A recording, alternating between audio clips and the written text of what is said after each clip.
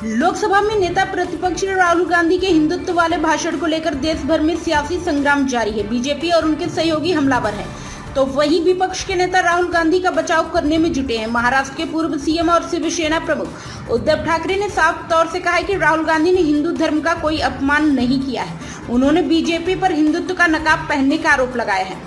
कांग्रेस सांसद राहुल गांधी के भाषण पर शिवसेना यूबीटी प्रमुख ने कहा कि मुझे बताएं कि उन्होंने क्या गलत कहा।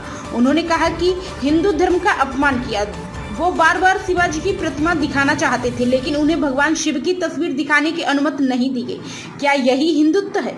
हमसे कोई भी हिंदुत्व का अपमान नहीं करेगा, उद्धव ठाकरे ने आगे कहा कि प्रधानमंत्री जी खुली सभा में जय श्री राम कहते हैं, लेकिन संसद में बीजेपी के अलावा ऐसा कोई कहेगा तो अपराध है।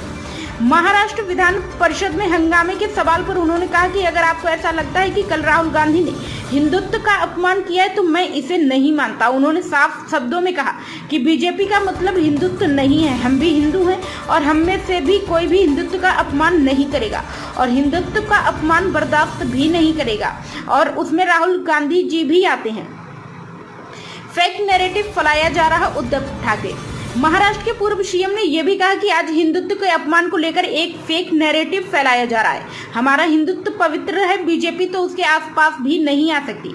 हिंदुत्व का तो उन्होंने एक नकाब बनाया है लोगों को उल्लू बनाने के लिए। मैं तो यही कहता हूं कि जैसा कि गलत जानकारी के आधार पर विधान परिषद में वो एक ठहराव और लाना चाहते कि हिंदुत्व का अपमान हुआ है।